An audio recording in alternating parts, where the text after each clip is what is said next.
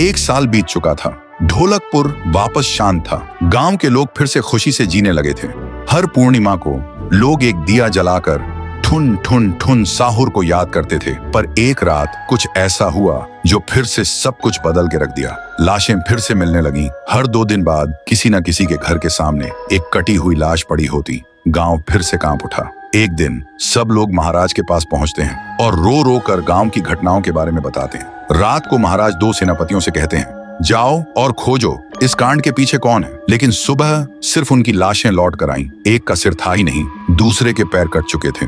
महाराज समझ गए कुछ तो लौट आया है, कुछ जो सिर्फ मौत का खेल खेल रहा है। और फिर कहते हैं, अब इस जंग का सामना मुझे ही करना होगा। उसी रात महाराज चुपके से गांव में आते हैं और एक पेड़ के पीछे खुद को छुपा लेते हैं। और ठीक रात के 2:30 बजे अचानक कहीं से धुआं छा जाता है और उस धुएं के अंदर से एक आवाज आती है,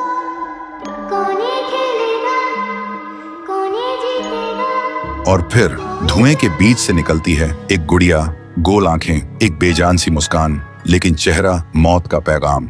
वो गुड़िया एक घर के गेट तक जाती है और बच्चों जैसा एक गाना गाने लगती है।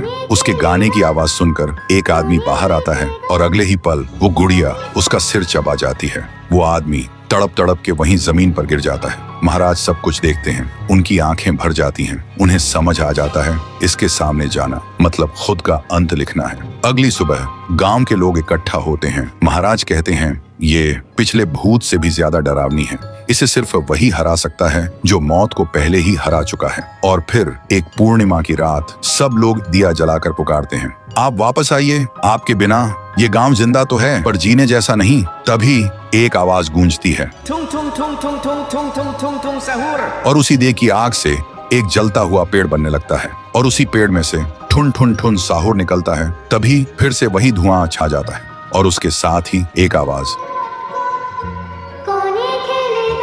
सब लोग घुटनों के बल गिर जाते हैं और कांपती आवाज में बोलते हैं, हमें बचाइए, वो आ गई है। ठुन ठुन ठुन साहुर एक जोरदार जंप करता है और सीधा उस धुएं में घुस जाता है और शुरू होती है एक आखिरी जंग। ठुन ठुन ठुन साहुर और गुड़िया की। जमीन कांपने लगती है, आसमान से बिजली गिरती है और जब धुआं हटता है तो दिखाई देता है गुड़िया बिखर चुकी थी। हाथ अलग, सिर अलग, पैर अलग। और तब से गांव में फिर से एक नई सुबह हुई। महाराज मुस्कुराए, गांव वाले जीने लगे और उस दिन के बाद ठुन ठुन ठुन साहुर सिर्फ एक भूत नहीं रहा, गांव का रक्षक बन गया। लेकिन उसी रात कुछ ऐसा हुआ जो किसी को भी पता नहीं चला। गुड़िया का सिर, हाथ, पैर अपने आप जुड़ने लगे थे और फिर वो वहां से चली गई। तो दोस्तों, अगर आप देखना चाहते हैं पीहू वर्सेस गुड़िया तो इस वीडियो को 1 लाख लाइक्स तक पहुंचा दो।